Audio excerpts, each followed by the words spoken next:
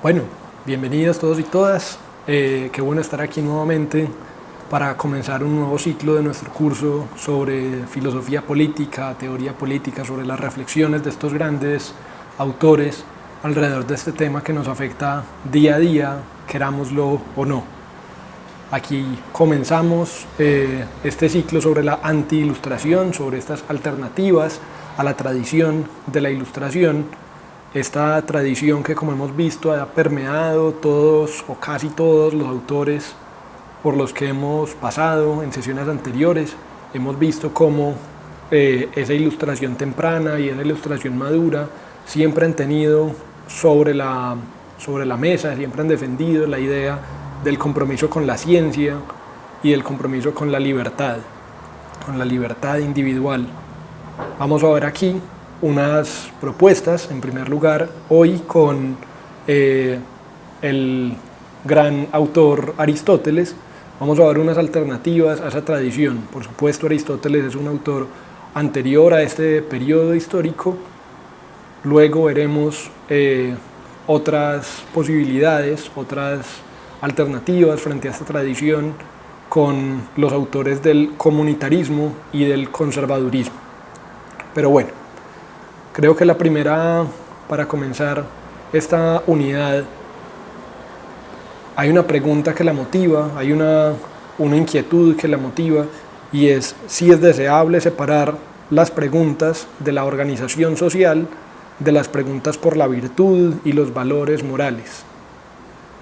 Si separamos organización moral, organización social, cómo debemos organizarnos, qué es lo justo de preguntas por la virtud y por los valores morales, qué es lo bueno.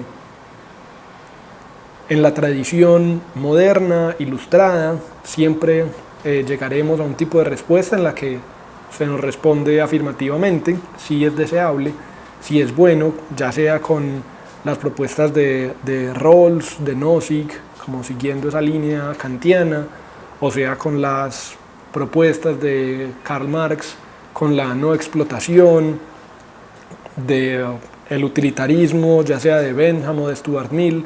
En todos estos autores siempre había este interés, esta búsqueda por separar el concepto de bien del concepto de justicia.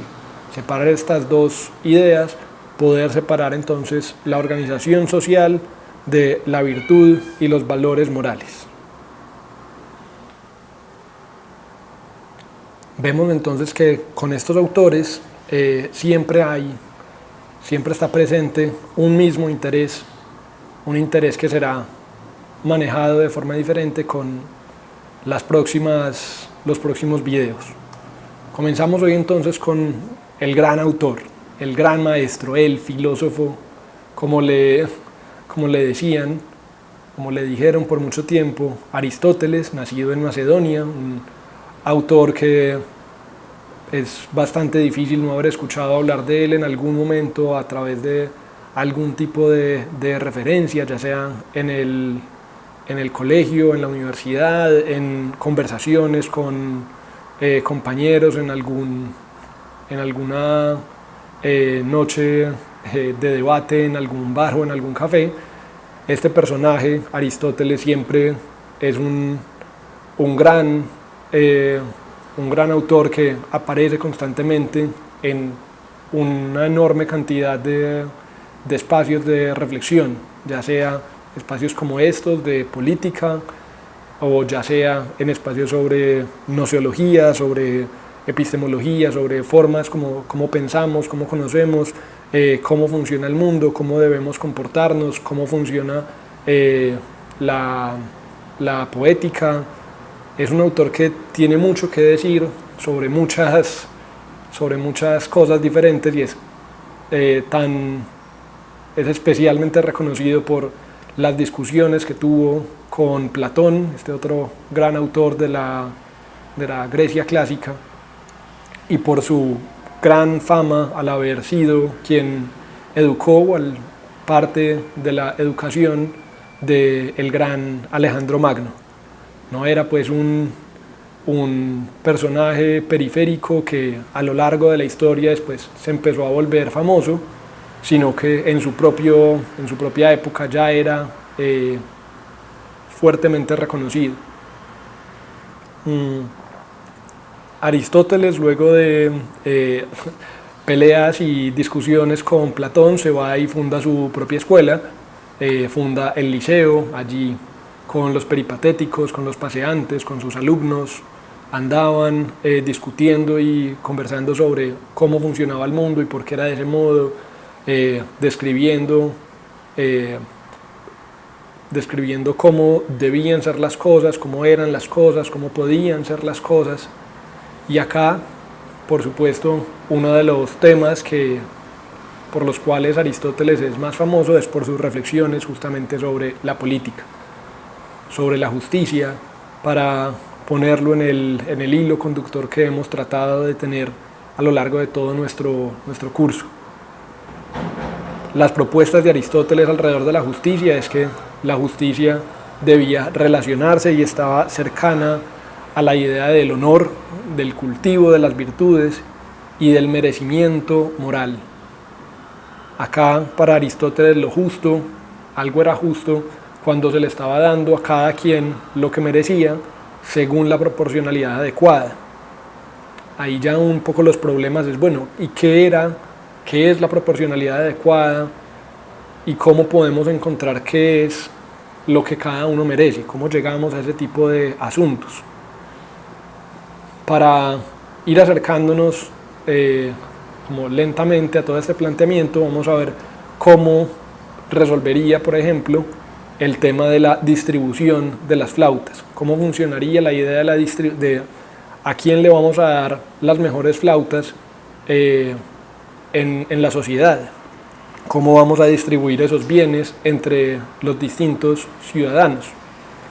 Ahí, para Aristóteles, entonces, para esta idea, lo primero que se diría es que el parámetro de virtud sería que se le daría a el mejor músico, al que más lo merece según estos elementos específicos. Aquí estaríamos hablando desde unos bienes específicos para distribuir, que son las flautas. Deberían dársele entonces las mejores flautas a los mejores músicos. La justicia para este pensamiento aristotélico sería una especie de discriminación, pero a partir del mérito, a partir como de una meritocracia de la virtud, darle más a quienes son más virtuosos en los bienes que se estén distribuyendo. Pero, ¿por qué sería eso? ¿Por qué no podríamos incluir otro tipo de formas de distribución como la capacidad económica o la posición social o la belleza o la suerte? ¿Por qué no podríamos intentar buscar una equidad absoluta y que todas las personas tuvieran la misma cantidad de flautas? Pues acá un poco la respuesta caricaturizada, por supuesto, la respuesta caricaturizada sería que no es la distribución de flautas, no se da para que todos estemos mejor, para que cada uno tenga una flauta y la mayoría no la sepan tocar y los buenos músicos queden con unas flautas muy mediocres, sino para que las mejores flautas queden en manos de los mejores músicos. Y se hace de este modo es porque para eso son las flautas, para ser tocadas bien. Ese es el propósito de las flautas, ese es el telos de las flautas, esa es su misión, su finalidad. Es para eso que sirven las flautas. Es debido a esa finalidad, a ese telos, que las flautas se crean en las flautas con ese telos, con esa misión, y es teniendo en cuenta esa misión, esa finalidad que debemos distribuir, no con otras cosas, no con la equidad, no con la belleza, no con la posición social, con el mérito y las virtudes específicas que se necesitan para permitir que ese telos, que esa finalidad, que esa misión de los bienes, de los objetos, de las cosas, tengan su completo desarrollo. Aquí hay un planteamiento entonces bien distinto de lo que hemos visto en otros autores. Por allá al comienzo hablábamos de algunos autores con lo que llamábamos un pensamiento moral consecuencialista. Luego hablamos de unos autores con un pensamiento moral categórico. Aquí estamos viendo una línea de pensamiento a la que podemos llamar pensamiento moral teleológico, un pensamiento moral que está interesado en el telos, en esa finalidad, en esa misión, en ese objetivo, en ese propósito, distribuir a partir del telos de los bienes distribuidos, tener en cuenta para qué son, para que lleguen a las manos adecuadas. Finalmente, esto hace eco a como se entendía en la antigüedad el conocimiento mismo, y la idea de qué era el conocimiento. El conocimiento era encontrar el telos del estudiado y poder comprender entonces cómo eso estudiado, por qué estaba funcionando de ese modo y qué es lo que tenía que hacer para florecer por completo, para desarrollarse por completo, para cumplir su misión. Eso era el conocimiento, encontrar el telos. La naturaleza no era algo distinto, el funcionamiento del mundo no era algo distinto. La naturaleza se entendía en esta época y en gran medida aún se entiende así. La naturaleza no hace nada en vano, entonces hay que encontrar por qué está organizada de ese modo en específico. Esto puede sonarnos un poco raro, pero si lo desbaratamos un poco, no es muy ajeno. Nosotros normalmente pensamos en cuáles son las causas y los efectos de los asuntos, porque una planta está constituida como está constituida, y buscamos y pensamos entonces cuáles son las formas en las que esa planta se ha ido adaptando al medio ambiente y ha ido transformando sus hojas y ha ido mejorando su flor para distribuir mejor sus semillas, su polen. Esas flores, por ejemplo, tienen una forma de comportarse que al estudiar su telos, al estudiar su propósito, pues podemos conocer por qué es que están hechas como están hechas. Puede que en este momento no trabajemos y no se siga hablando mucho sobre estudiar la naturaleza como con este tipo de palabras, con este tipo de referentes, pero sí sigue presente la idea de abordarlo de este modo, con la justicia y con la moral. ¿Por qué estamos organizados como estamos organizados? ¿Cuál es nuestro propósito? ¿Cuál es nuestra finalidad como humanos, como sociedad? Y a partir de ahí pues podemos llegar a unas ideas más claras. Para poder entender entonces la política, para poder conocer la política, tenemos que conocer el telos de la política, el propósito de la política. ¿Para qué está la política? En la justicia moderna, por ejemplo, Rawls nos diría que estaba ahí para una distribución de ingresos, riquezas y oportunidades, para la igual distribución de la libertad. Aquí estábamos en una idea diferente. Para Aristóteles, para la justicia aristotélica, allí se hablaba más no de la distribución de estos elementos, sino de la distribución de cargos y honores. Teníamos que poder entender cuál era el telos de la política para poder distribuir quién estaba en qué puesto de la sociedad y haciendo qué, cómo deberíamos distribuir la autoridad política. Había que identificar entonces cuál era el telos de la política para identificar cuáles son las virtudes que merecen ser perseguidas, homenajeadas y celebradas. Acá esa palabra, la virtud, empieza a tener cada vez más importancia en el planteamiento aristotélico. El telos de la política, entonces, luego de reflexionar sobre el asunto y escribir unos buenos textos al respecto, Aristóteles nos plantea que el telos de la política es formar un buen carácter, es cultivar las virtudes de la buena ciudadanía, del buen vivir. El telos de la política no es solamente preservar la vida o ayudarnos a hacer unos mercados para intercambiar bienes o ofrecer seguridad con mayor o menor intensidad. El telos de la política es poder acceder y poder promover una buena vida. Esa buena vida es el propósito, es el telos de la política. La comunidad política permite acceder a esto. Las instituciones que creamos alrededor del asunto Las instituciones que creamos en la polis, en la ciudad, son medios para llegar a ese fin. Son las formas que tenemos que organizar y legitimar socialmente para que podamos acceder a ese fin, a ese objetivo que es la buena vida del ciudadano. Teniendo claro eso entonces, teniendo claro cuál era el telos, cuál era el propósito, la finalidad de la política, podríamos ver quiénes son los que mejor dan cuenta de esa buena vida y quiénes son los que más contribuyen para promoverla. Esas personas son los que deben recibir más honores y cargos más elevados. La justicia está dirigida hacia eso, hacia poner a las personas más admirables, más virtuosas, en los puestos y en los cargos más elevados. Esto permitía también que las personas que no habían cultivado tanto esas virtudes pudieran mirarlos y tomarlos como un ejemplo a seguir. Los planteamientos del telos, de este telos de la política entonces, iban siempre a esta forma de conocer, estaban relacionados con que conociéramos entonces la política, con que conociéramos a la humanidad.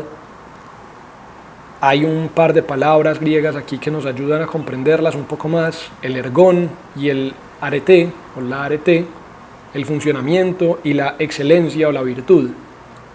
Y acá lo que nos dirían es, el funcionamiento determina la excelencia y la virtud. El ergón determina el arete. El funcionamiento de un cuchillo es cortar.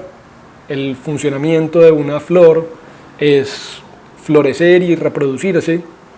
La excelencia en ese tipo de funcionamientos, que sean excelentes en ese tipo de funcionamientos, hace que sean virtuosos. La virtud es hacer ese propósito, es conseguir ese telos de una muy buena forma. Y esto entonces vean que no es asunto de opinión, no es asunto que esté en el debate sobre cuál va a ser cuál es la forma en la que se representa la virtud. Eso no es un asunto de opinión y de debate, de doxa, sino que es un asunto de conocimiento, de episteme. Es un asunto en el cual podemos acceder racionalmente a ese tipo de temas, podemos acceder al conocimiento sobre cuál es el telos de la naturaleza de cada cosa, podemos acceder racionalmente a cuál es el telos de la flor, cuál es el telos del cuchillo. Sabemos entonces cuál es su objetivo, cuál es su finalidad, podemos saber entonces cuál es su funcionamiento y podemos determinar entonces la excelencia o la virtud en ese funcionamiento. Así como podemos hablar de eso en las flores, en los cuchillos, podemos hablar de eso en los humanos, en los seres humanos. Nosotros somos unos seres, unos animales racionales y sociales. Tenemos esa extraña capacidad de usar la razón y de organizarnos en sociedades complejas. Entonces tenemos pues, nuestro funcionamiento está marcado por crecer, estar sanos, reproducirnos, así como todos los animales, pero también por esas particularidades de nuestra naturaleza. Y recuerden que la naturaleza no hace nada sin un motivo. Tenemos estas particularidades de la naturaleza de tener la razón, de ser racionales y de ser sociales. Entonces nuestro funcionamiento tiene que estar marcado por usar la razón y relacionarnos con nuestra comunidad. Ahí entonces surge la pregunta de Aristóteles, surge el cuestionamiento sobre si puede alguien vivir una buena vida sin participar públicamente en la política de la ciudad, de la polis. Vean que acá entonces lo que nos están diciendo es: nuestro comportamiento, nuestros elementos, nuestras características naturales son estas, podemos conocerlas, podemos entender cuál es su funcionamiento, identificar cuáles son sus virtudes. Identificamos ahí que parte de esas virtudes entonces es vivir en comunidad y razonar. Y ahí el ejercicio en la polis, vivir en la polis, participar públicamente de la política es la forma en la que podemos cumplir plenamente con nuestra naturaleza como seres humanos. Es ahí donde podemos buscar nuestro telos, acercarnos al telos de la humanidad. Es ahí donde podemos fomentar, cultivar, permitir que florezca la capacidad del lenguaje, de la razón, del logos. Ahí es donde podemos deliberar. Ahí es donde nos damos cuenta que los humanos no somos autosuficientes. Ahí es donde reconocemos que somos animales gregarios, que estamos en medio de una comunidad y que necesitamos esa comunidad. Aristóteles en su libro Política dice: el hombre aislado, incapaz de participar de los beneficios de la asociación política, o que no necesita esa participación porque ya es autosuficiente, no forma parte de la polis y, por tanto, o es una bestia o es un dios. Parte entonces de lo que nos hace humanos es de esa necesidad del otro, del estar con otro, del promover una organización social y unas prácticas con los demás. Aquí entonces ya empezamos a ver una serie de palabras, ya vamos empezando a ver un planteamiento que va tocando diferentes elementos, que ya va empezando a tocar elementos de virtudes y de valores morales que los planteamientos anteriores propios de la Ilustración no tocaban. Para poder llegar entonces aquí a lo que nos plantea Aristóteles, poder llegar a una buena polis, para poder llegar a un cultivo de las virtudes, necesitamos una buena polis, necesitamos una polis organizada, una polis que haya identificado cuáles son esas virtudes, una polis que premie y que entregue esos cargos y esos honores a los más virtuosos, y esos más virtuosos solamente pueden llegar ahí a través de la práctica, a través del ejercicio constante. Esas virtudes no se adquieren con un trabajo teórico, con una lectura o con una reflexión meramente teorética. Se cultivan a partir de la sabiduría práctica, del ejercicio constante, del estar haciéndolo, del estar tomando decisiones constantemente, del estar viendo, identificando, así como un chef va identificando, va ejerciendo su labor y va dándose cuenta cuáles son las proporciones adecuadas, o como un comediante que se va dando cuenta de cuándo debe cerrar un chiste, o cuándo debe sostener un poco más el tiempo y la atención del público.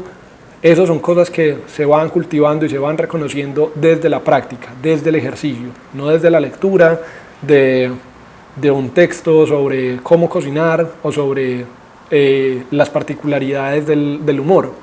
Aquí pues, hay que entrar al ejercicio de cada situación, entrar a la práctica de cada situación. Y esto es muy importante porque es el reconocimiento de que no hay una regla que funcione siempre, no hay una guía categórica, una guía a priori, una guía antes de la experiencia que nos marque qué va a hacer y cómo es el camino para actuar adecuadamente. Solamente la práctica constante nos va a permitir identificar cada uno de los casos adecuadamente. En esa polis está esta comunidad política que nos va a permitir cultivar nuestras propias capacidades, nos va a permitir buscar estas virtudes, buscar esta buena vida y entender la felicidad como un florecimiento, como la eudaimonía. Entender la felicidad no como este estado al que llegamos y que ya podemos entonces afirmar que somos felices, así como lo podría haber planteado autores diferentes como Bentham con sus propuestas sobre la utilidad y la búsqueda del placer y la evasión del dolor. Aquí hay una comprensión diferente de un estado, un modo de ser, un buen carácter que se va forjando a golpe de decisiones constantes una búsqueda permanente del florecimiento del alma, no es algo a lo que se llega en un momento y ya se da por sentado, sino que es algo constante. Ese telos entonces no es que lo alcancemos, no es que se alcanzaría el telos en la actividad política en un momento y ya lo demos de una vez por todas, por sentado, sino que hay que darle esa bella forma al alma permanente y constantemente. Hay que estar tomando las decisiones, hay que estar inmerso en la sociedad, inmerso en la actividad pública y política constantemente. Solamente ahí podremos estar cultivando y permitiendo que florezca el logos, la razón, el lenguaje, los elementos como de la sociabilidad de los humanos. Aristóteles escribe en la Política, en su texto Política, este parrafito.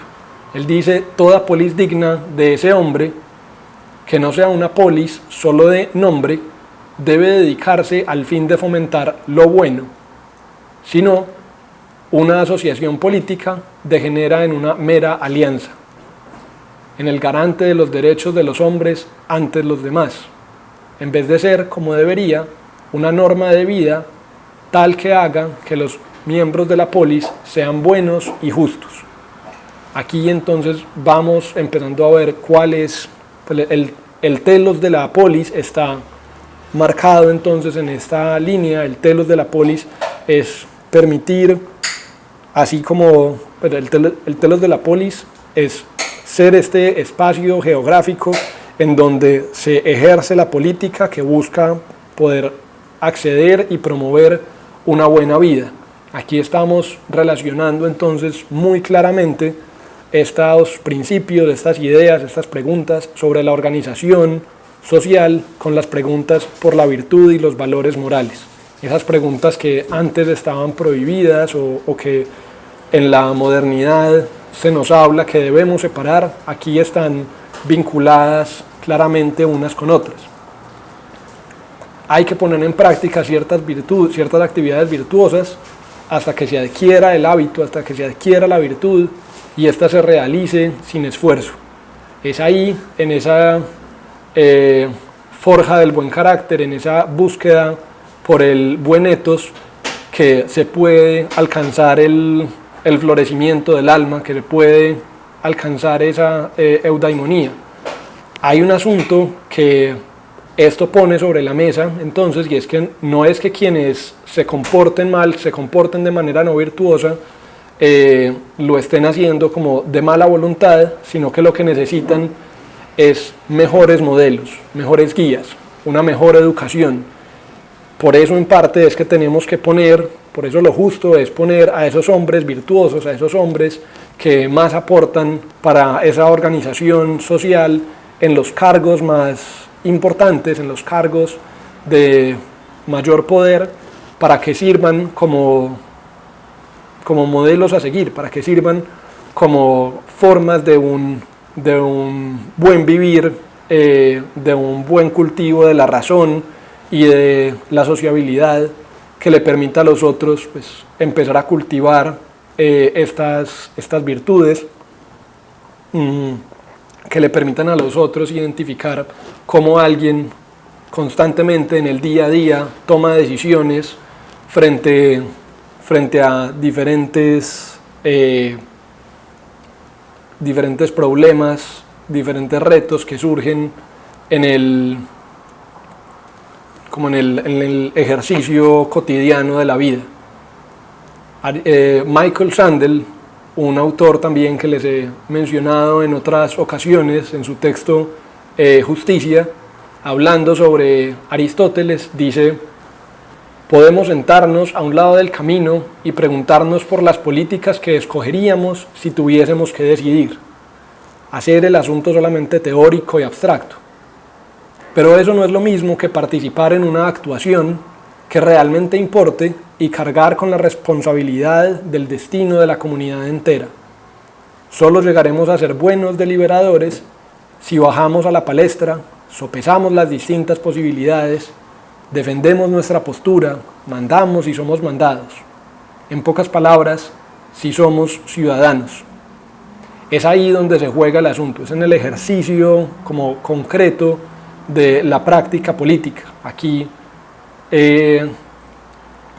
Michael Sandel, que tiene unas afinidades con este tipo de planteamientos de Aristóteles y con autores posteriores que veremos como MacIntyre, Michael Sandel está haciendo este mismo llamado, este llamado de el telos de la política se juega en el ejercicio constante, se juega en el ejercicio concreto, no en la reflexión teórica sobre qué es lo justo, sino en la deliberación de qué es lo que deberíamos hacer ante hechos concretos.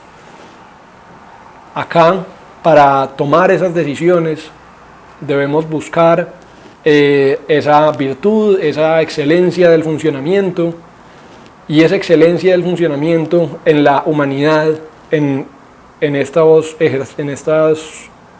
elementos ya más complejos, no solamente en qué tan bueno es un cuchillo cortando. Esta virtud empieza a dirigirse y se empieza a expresar de forma como sencilla a través de la búsqueda del punto medio, esa búsqueda de la moderación, la búsqueda del punto medio entre dos extremos, entre dos vicios, ya sea por defecto o por exceso. Es encontrar ese punto medio de la valentía, que no es ni defecto que nos llevaría a la cobardía, ni el exceso que nos llevaría a la temeridad.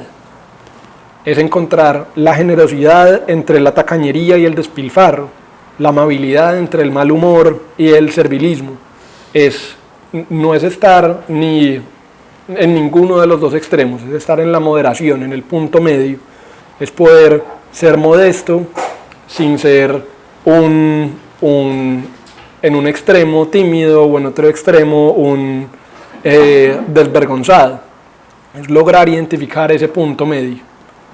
Para poder identificar ese punto medio tenemos que lograr identificar cuál es el tiempo oportuno, tenemos que ser capaces de reconocer cuál es el kairos, cuál es el tiempo adecuado para tomar esas decisiones, para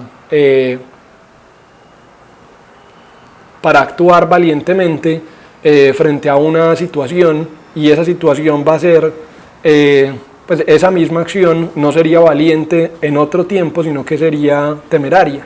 Tenemos que ser capaces de entender el momento y el lugar de forma adecuada. Estas ideas, como les dije ahora, pues Aristóteles era el filósofo, fue un gran autor que influye en gran medida la Edad Media, especialmente a través del autor Santo Tomás de Aquino, y por eso varias de estas ideas pueden tener cercanías y pueden resonar con planteamientos de las leyes naturales que vimos con John Locke.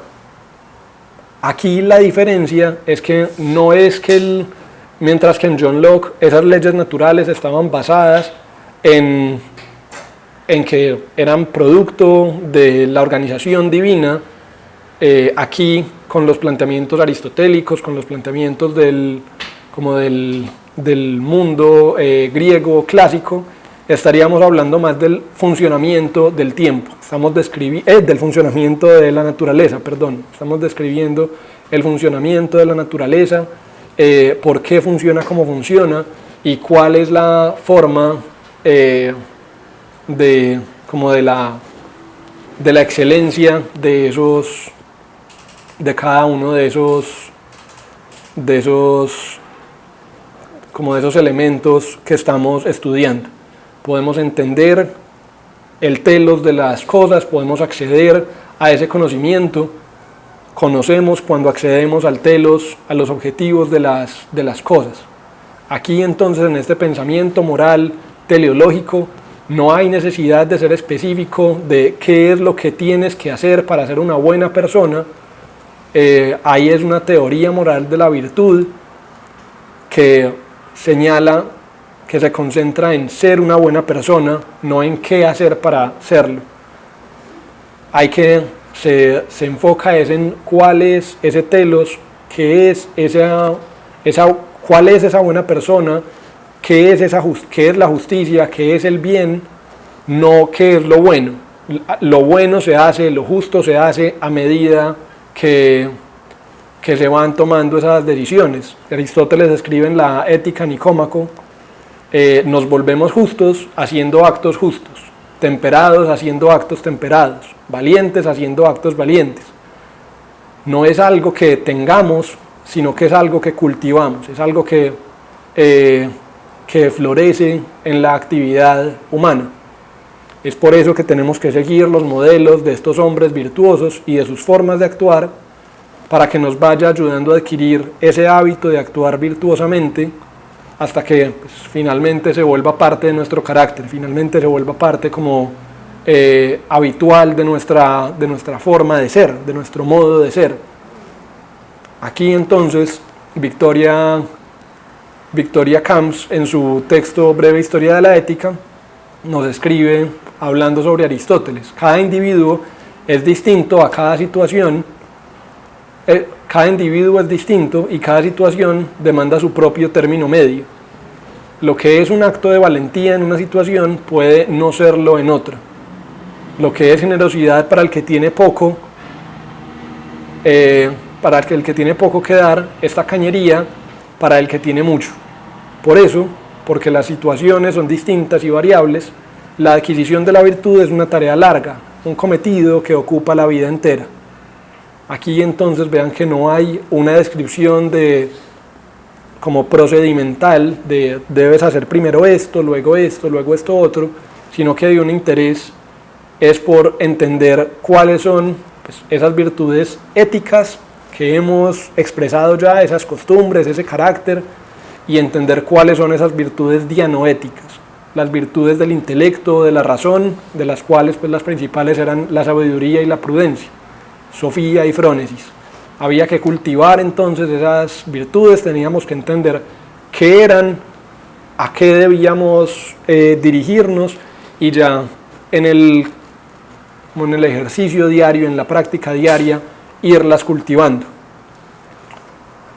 Tanto virtudes éticas como virtudes dianoéticas tienen que ser cultivadas para alcanzar la eudaimonía, este florecimiento del alma, este buen carácter, no esta felicidad de un momento, sino esta tarea ardua de ser tan humanos, tan buenos humanos como podamos, alcanzar este telos nuestro, esta finalidad de la humanidad que se representan, que tiene como espacio la polis, necesita la polis como ese entorno necesario para cultivar la razón y cultivar la sociabilidad y el trabajo con otros. Ese telos entonces no se debate, ese telos no está en un espacio como en el que se permita como la doxa y las diferentes opiniones, sino que se puede acceder a su conocimiento, se puede identificar, se puede tener un episteme sobre él, y a partir de esto pues llegar a la mejor organización posible. Identificar cuál es el telos nos permite identificar cuáles son las virtudes que necesitamos cultivar y nos permite identificar entonces cuál es la mejor organización social para esto. Pues son parte de la organización natural de la humanidad. Una vez comprendidos, solo quedaría faltando encontrar los medios para llegar a ellos, para llegar a ese telos. Tenemos acá un problema frente a Aristóteles, pues un problema que Aristóteles señala en esta organización social, y es el problema de la acrasia, de la debilidad de la voluntad o de la incontinencia, traducen algunos. Ese problema de la acrasia hace que dejemos atrás los principios que hemos hallado a través de la razón y del seguimiento del modelo de hombres virtuosos.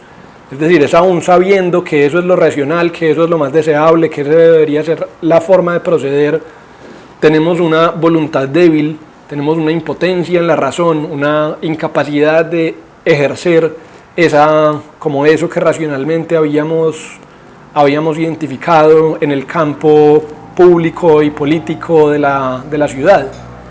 Es por eso entonces que necesitamos pues que se hace un vínculo con la ética y con las leyes, con la política, para crear una educación adecuada, una educación que fomente estas virtudes, pero también unas leyes que reconozcan que no todos van a poder cultivar y no todos van a tener no van a estar en el mismo estadio del cultivo de sus virtudes. La mayor parte de los hombres obedecen más a las necesidades que a la razón y a los castigos más que a la bondad, decía Aristóteles también en Ética a Nicómaco. Acá entonces es donde hay una organización jerárquica, pero basada en los méritos, en la distribución de quién es el más virtuoso. Esto es una especie entonces como de aristocracia de la virtud, una forma de entender la justicia como una justicia que es distributiva y equitativa, pero a partir de esta mirada teleológica, de esta mirada que busca los fines, que busca los objetivos de la sociedad, basada en las virtudes y en el honor, en lo que cada uno merece. Vean que acá hablamos y utilizamos un montón de palabras que son muy distintas a las que expresábamos y usábamos anteriormente con autores como Rawls, como Nozick, de ahí para atrás todos los que hemos mencionado, como Kant, Marx, John Stuart Mill, Jeremy Bentham, en fin. Empezamos a hacer énfasis en la virtud y el honor. Empezamos a entender que hay un problema de debilidad de la voluntad que tiene que ser solucionado a partir de unas posturas, de unas leyes que tienen entonces relación con la educación y con la ética. Vean que acá hay una complejidad mucho mayor porque se entiende entonces la política con todos estos temas. Es una noción de política muy, muy ampliada que no está haciendo reflexiones solo sobre cómo se debe ver el Estado o el gobierno, sino como la sociedad en una forma mucho más amplia. Hay varios problemas con esto, con este tipo de planteamientos, problemas que son duraderos y que todavía hoy pues quedan sobre la mesa y sería interesante que pudiéramos debatir, ya sea en la sección de comentarios o en nuestros encuentros posteriores sobre estas preguntas. Estas preguntas que quedan abiertas como, la libertad individual, decíamos que era como mantener la capacidad de elegir entre diferentes opciones, o es descubrir la verdadera naturaleza de uno mismo y poder llevarla a cabo. Somos libres cuando identificamos cuál es mi propósito y somos coherentes con ese propósito que identificamos racionalmente, o somos libres cuando tenemos siempre la capacidad de elegir y de cambiar de camino y de contradecirnos y de ser incoherentes. La concordancia con el telos deja espacio para la libertad, entonces, ser coherente con el telos y buscar este objetivo, este propósito, esta finalidad, cultivarnos y cultivar estas virtudes racionalmente identificadas, estas virtudes éticas y dianoéticas. Eso deja espacio para la libertad o ya nos pone un camino trazado y una única senda muy cerrada. La mirada teleológica entonces elimina nuestra capacidad de elección.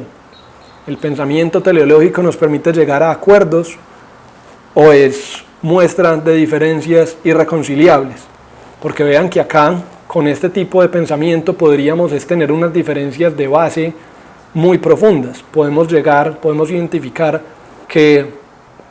podemos llegar a situaciones en las que diferentes grupos sociales están afirmando que el objetivo de la sociedad sí es debatible. El telos al cual se dirige la humanidad sí es debatible.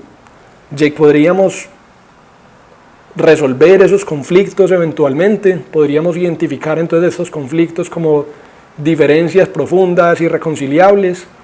¿Qué pasa cuando llevamos este tipo de debates hasta estos valores tan nucleares, tan centrales como en temas de política. Se crean dos bandos, por ejemplo, en espacios como los congresos o los senados, los espacios donde se ejerza esa política cotidianamente. Se genera una ruptura entre quienes parten o quienes tienen un valor de base, que se dirigen y que comprenden el telos de la sociedad, el telos de la política, el objetivo de la humanidad como un asunto, y otros que lo entienden de un modo diferente. ¿Qué pasa entonces con este pensamiento, con este tipo de pensamiento teleológico? ¿Qué tanto nos funciona? ¿A qué problemas nos arroja? Hay incluso algo a lo que llegó Aristóteles, para ir cerrando y para no dejar este tipo de anécdotas sin referenciar. Aristóteles, por su época histórica, por su geografía, por su entorno, estaba en un espacio en donde la esclavitud se veía como algo justo, como algo natural. Había que presentar entonces de algún modo una defensa para esa esclavitud justa. Esa esclavitud era justa cuando era necesaria y natural. No cualquier esclavitud lo era. Esta esclavitud podía entenderse como un objetivo, como un telos al que iban esas ciertas personas. Dice Aristóteles en la Política: tal y como algunos son libres por naturaleza, otros por naturaleza son esclavos, y para estos últimos la condición de la esclavitud es a la vez benéfica y justa.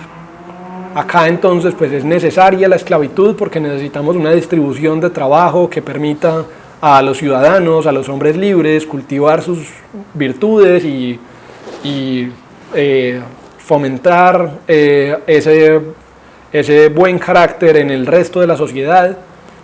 Necesitamos que haya alguien que se encargue de las labores como cotidianas y menores para subsistir. Pero también lo que pasa es que esas personas hay unas personas que están logrando, que están alcanzando su telos, están alcanzando su objetivo en la vida, ejerciendo esas prácticas, estando en ese sector social. Este tipo de reflexiones, bastante reprochables en la actualidad, siguen estando presentes de modos diferentes.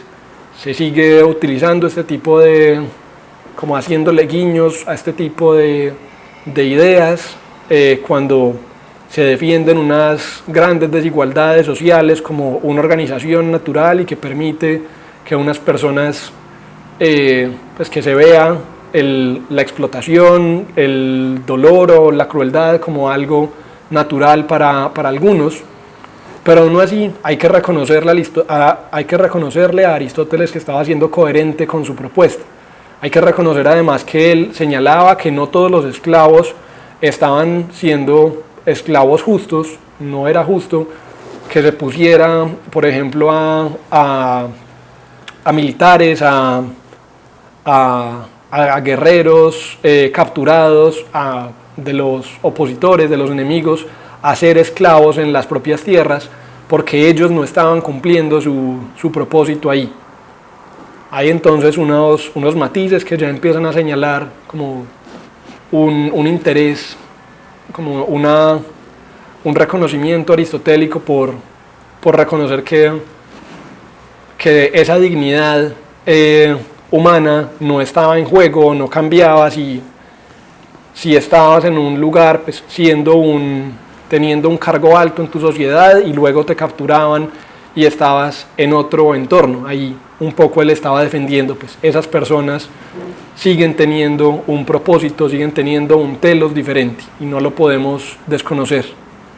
Este pensamiento moral teleológico basado en la defensa de las virtudes sigue siendo bastante interesante, bastante sólido. Vamos a ver en la próxima sesión con el comunitarismo un autor como lo es Alasdair MacIntyre con su texto Tras la virtud, un texto que justamente desde la misma palabra desde el propio título nos empieza a señalar que está en esta línea aristotélica de buscar esas virtudes.